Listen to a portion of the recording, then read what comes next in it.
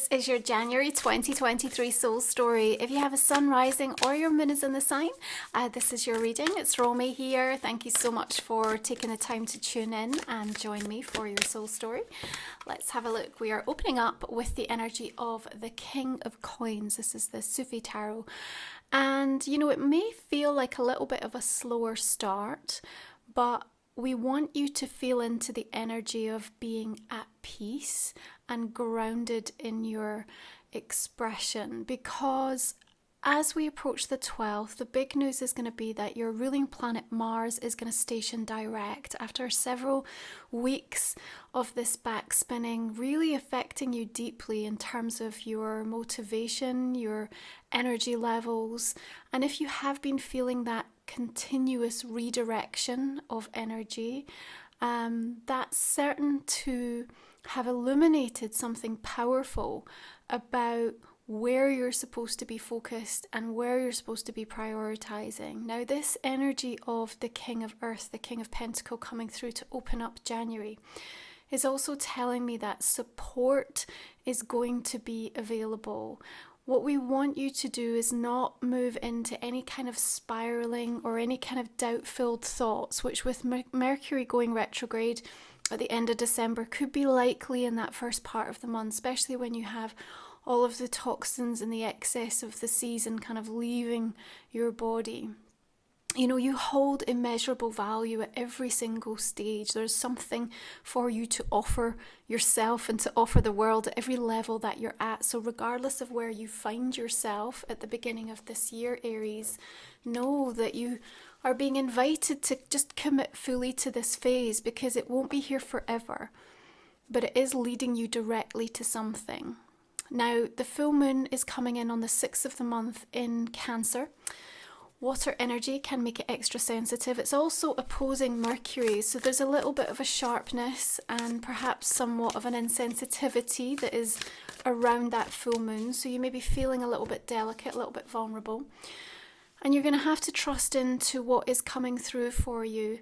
Your invitation in January, especially in the first couple of weeks, is to really sit quietly in that space without taking too much of your energy and expending it in ways that you're going to later have a U-turn, or you're going to have a different opinion or idea about as we move into the mid-month, okay?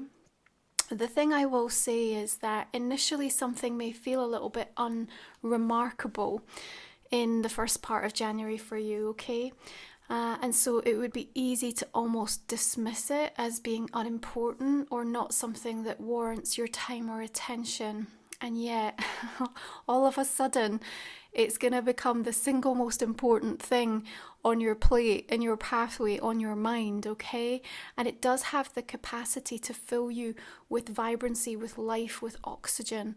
So I want you to just be open-minded and really listen to your inner being and some of the more nuanced messages that are going to come through in that first part of the month, which Mercury retrograde, in spite all of the other things that it brings to our door, can certainly support us with that increased levels of intuitive awareness.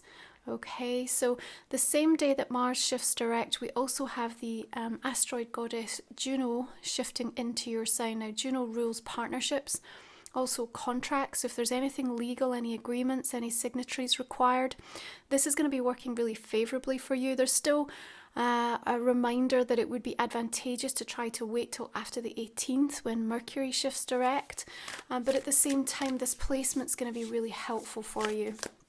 Now, Aries, I've created a 2023 Vision Quest workbook. It's 70 pages worth of curated content and wisdom.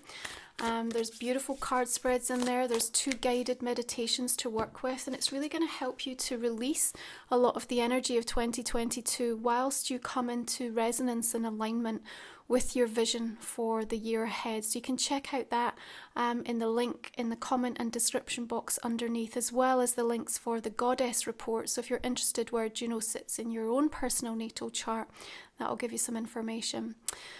So we have the Daughter of Staff, Page of Wands here, and you are looking free and liberated, and there's something quite celebratory about the energy of this. Now the incense is swirling, suggesting that there's a requirement to clear or to cleanse a space before you have a conversation, okay?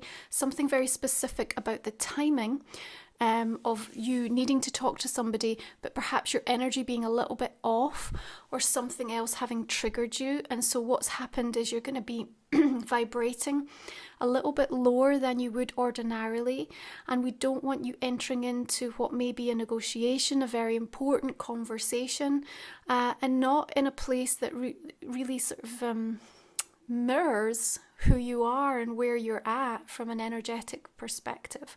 So timing of this, pay attention around that full moon energy, okay? Because that's where I feel there's a requirement really to just be a little bit more withdrawn and insular to nurture and nourish whatever needs tended to on an emotional level. Your heart and your head might be really pulling you in opposite directions around that time. But you know, the Daughter of Wands, the Page of Wands here coming through, also helping you to be much more open-minded. That's also going to be supported by the fact that Venus shifts into Aquarius on the 2nd. So you're really looking for kindred spirits this month. And remember, Capricorn energy is 10th house for you. So it's about the mark you're leaving in the world, and a special emphasis and focus around your career, business or work. Really looking for people that you feel you can connect to and that are standing for the same things that you are, that believe in what you believe in. This is going to matter more than ever for you because you simply don't have the time or energy to try to keep convincing other people of what you know to be true. Plus your nervous system is seeking sanctuary. You know, we've got the Queen of Cups here, and she's sat in a really beautiful environment. She has the water fountain in front of her. Her hands are open and receptive in this beautiful meditative pose. She's surrounded by the energy of the peacock, which is bringing this grace, nobility, really auspicious, abundant energy through as well. So as the nervous system seeks to find these peaceful places, it can't tolerate the superficial, yeah? And so you are committing, you are directing and being intentional with your energy towards those people and situations that you know you're not going to have to work so much to try to keep balancing out, you know, when you're around certain people and you have to keep clearing the energy because you're feeling like such a direct hit of it into your solar plexus. The thing we want to remind you of is that understanding people's reaction this month is going to be incredibly important, not because it has to excuse their behaviour or perhaps how they're talking to you or what you're on the receiving end of, but more so that you can release the attachment of the trigger that you feel. Okay, so that's going to be something that will surface through this month. Now, the Two of Swords puts you at a crossroads moment, okay? And you may feel like you're almost damned if you do and damned if you don't. I feel like you will be in a little bit of a rock and a hard place at some point through this month, perhaps as we move a little bit closer toward the new moon in Aquarius coming up on the 21st, all right? Now, there will be more clarity having surfaced with Mercury shifting direct on the 18th, but at the same time, I think this indecision or hesitancy on your part is not because you're uncertain of your own path or what you want or what you're seeking, but it's more about what it means for others, perhaps the ripple effect, the impact, the cause and effect of that. That's what's giving you slight hesitation. If I do this, what will it mean? How will it affect the overall kind of equilibrium of this group, of this relationship, of these people, of this family, of my work situation, whatever it is? I think that's what's causing this slight hesitant pause. However, ultimately you have no choice but to really lean in and trust in the guidance of where you are being directed. Now, the other important news is that Uranus will be shifting direct on the 22nd. And here, you know, this inner spiritual revolution that's been going on, bubbling away behind the scenes, all of a sudden now needing to be fully expressed in reality, witnessed by the things that are showing up for you. So your whole focus toward time and love and money All these energetic currencies taking on a very, very different look and feel for you in January, Aries. And, you needing to balance out this material and spiritual value and what it means for you. You're going to be asking those deep soul-searching questions. What do I stand for? Why does it matter? What brings me peace? What do I need to change? And this overwhelming feeling of just wanting to continue to detoxify your life, of people, of situations and energies, of, things around you that are affecting you on a physical level, on a mental level. And that's important because as you continue to do that, you get clear in your channel to tune into your higher self. And in a numerology 7 year, it's so important because the acceleration of your spiritual path is just on fire. This 8 of Wands is showing, how quickly the energy in motion is moving and shifting. And so, as we said, even where you feel like there are certain phases you're in right now that feel heavy or stuck, Mars going direct, Juno in your sign, Uranus shifting direct, the new energy of this year, as you make your way toward the end of January, you're going to feel this really powerfully. Yeah, you're going to feel it really powerfully. And like I said, what felt initially as unremarkable, all of a sudden is taking on just like such an important center stage in your life. And there's this feeling that, you're so incredibly deserving. So don't be made to feel desperate from anyone or anything, okay? But you yourself are going to be figuring out what will fuel your faith. What will fuel your faith this year, Aries? Get to grips with that. Lean in really closely and take some time to explore what that means to you. Because if you get that figured out and you can put that in place for yourself and have that anchor, that lighthouse, that stable ground representing like that King of Pentacles energy for yourself, then you're going to be okay. There's something about you trying again this month, and this time you can expect to see a different outcome, okay? Something feels more positive, more auspicious, more abundant for you. So we're going to pull our remaining 3 cards. If you're new to the channel, we cover these off in the extended reading where we talk for another 25 minutes or so just to explore your messages in much more depth. I'm also going to invite you, Aries, to think about a personal question that hasn't come up yet in the main reading, so we can cover that more specifically for you.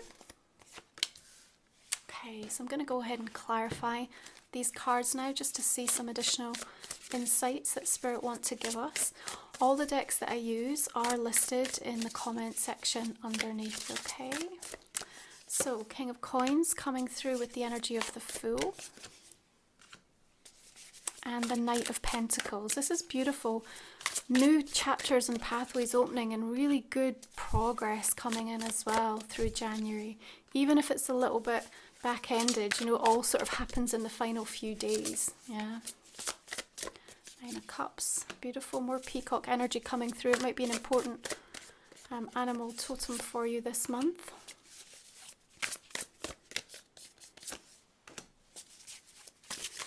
Nine of Pentacles. A lot of inspiration and new ideas coming through directly pertaining to your sense of security this month. So even if you feel like you're in a really tricky position, there is a lot of almost universal intervention to put things right in your path that's going to spark ideas for you, okay?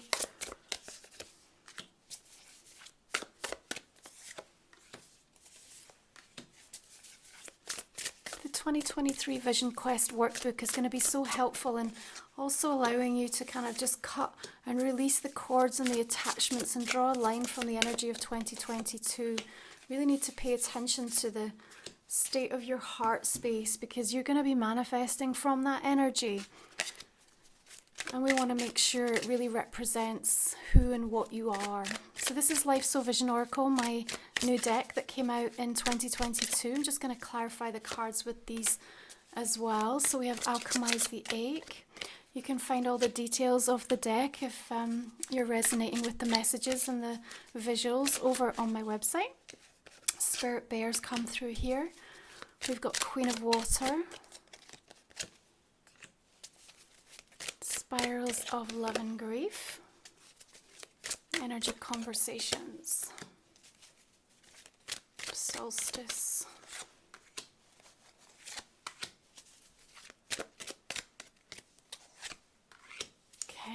do one final card on its own here as well.